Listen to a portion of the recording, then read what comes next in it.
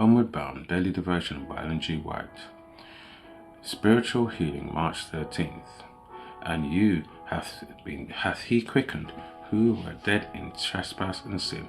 Ephesians chapter 2 verse 1. But the Saviour saw one case of supreme wretchedness. It was that of the man who had been helpless, crippled for 38 years.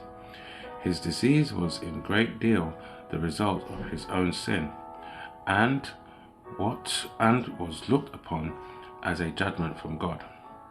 Alone and friendless, feeling that he was shut out from God's mercy, the sufferer had passed long years of misery.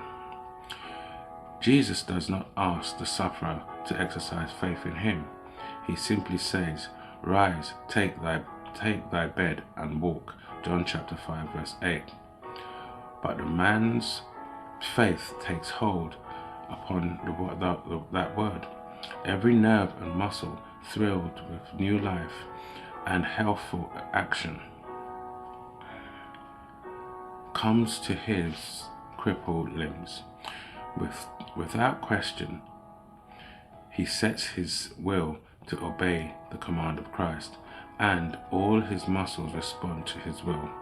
Springing to his feet, he finds himself an active man. Jesus had given him no assurance of divine help.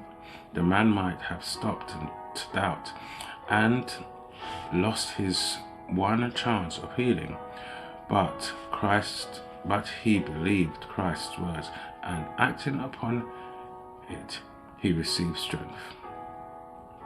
Through the same faith, we may receive spiritual healing. By sin, we have been severed from the life of God. Our souls are palsied. Of ourselves, we are no more capable of living a holy life than was the impotent man capable of walking.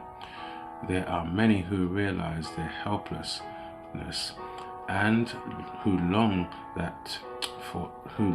for that spiritual life which will bring them into harmony with God. They are vainly striving to obtain it. In despair they cry, "O wretched man that I am, who shall deliver me from this body of death?" Romans chapter 7 verse 24. Let these despondent, struggling ones look up. The Saviour is bending over the purchase of his blood, saying with inexpressible tenderness and pity, "Wilt thou be made whole?" John chapter 5 verse 6. He bids you to rise in health and peace. Do not wait to feel that you have been made whole. Believe his word and it will be fulfilled. Put your will on the side of Christ. Will to serve him, and in acting upon his word you will receive strength. Whatsoever may be the evil practice, the master passion which through long indulgence binds both soul and body, Christ is able and longs to deliver. He will impart life to the soul that is dead in trespass. Ephesians chapter 2 verse 1.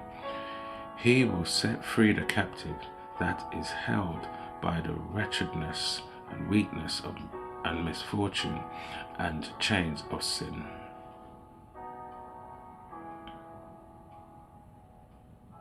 Homeward Bound.